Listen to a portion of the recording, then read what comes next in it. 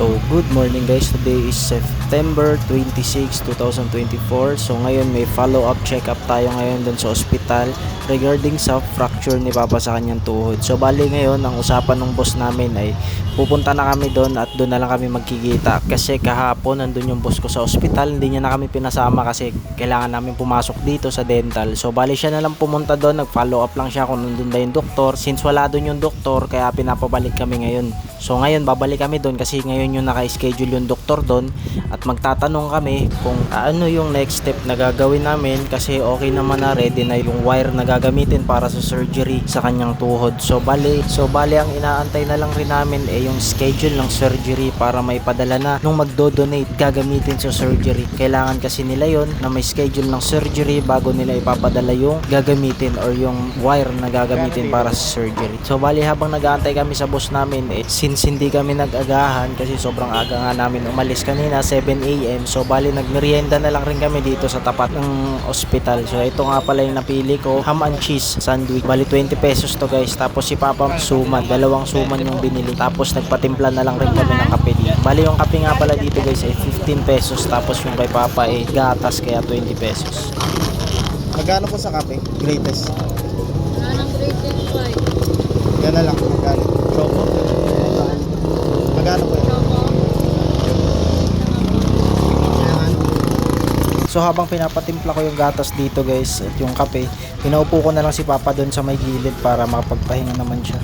So mga nagbabalak na pumunta dito or kailangan yung pumunta dito sa orthopedic, kailangan yung pumunta dito guys ng mas maaga dahil sobrang dami ng tao. 7 AM kami dumating pero sobrang dami ng tao. Sa mga may schedule or kailangan yung magpa-check up, mas maganda mas maaga. Ayun guys, nagme-merienda muna kami dito dahil hindi pa kami nag-aagahan habang inaantay namin yung boss namin kasi hindi namin alam kung anong oras siya darating kasi na-traffic pa daw siya guys. So bali nag-aantay kami dito at biglang naalala ni Papa na wala nga pala siyang gamot sa kanyang high blood kaya inutusan niya muna ako maghanap ng mabibilhan baka kasi mamaya ibibibip siya doon pagpasok sa loob.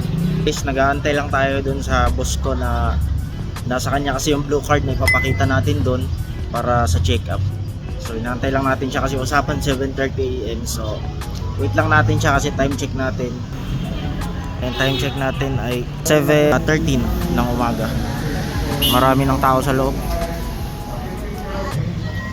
So yun guys, sinutusan tayo ni Papa bumili ng gamot sa high blood. Hanap tayo ng generic. Ay, may pharmacy dun sa dulo. Check natin.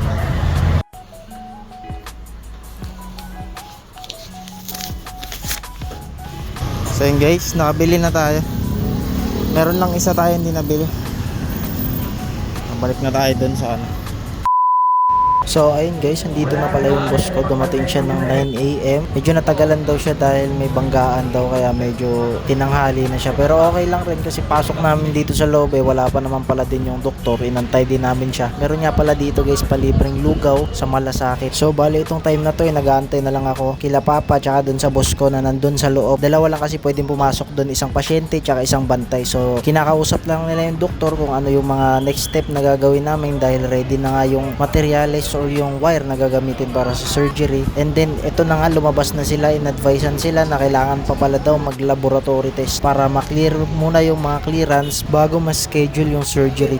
So bali ito, inaayos lang nila yung mga papel at tinitignan na rin kung ano yung mga kailangang i-test bukas sa laboratory para makuha agad yung result sa Saturday and then maipass namin sa Monday yung mga result at may mabasa ng doktor kung cleared na ba or okay na yung clearance niya para may schedule na siya ng surgery by Wednesday. So bali nakapag-decide na yung boss ko na uwi na lang muna kami guys kasi hindi nga pala daw pwede ngayon mag-laboratory dahil hindi nakapag-fasting si Papa. Kailangan daw mag-fasting ng 8 to 12 hours daw dapat para daw ma-check ng mabuti yung sa laboratory. So bali ayun, nag-taxi na lang din kami pa uwi tapos bukas na lang siya mag-schedule ng laboratory test. Tapos kailangan niya mag-fasting ngayong 11 PM hanggang bukas ng 7 AM. Para bukas ng 7 AM ready na siya para sa laboratory.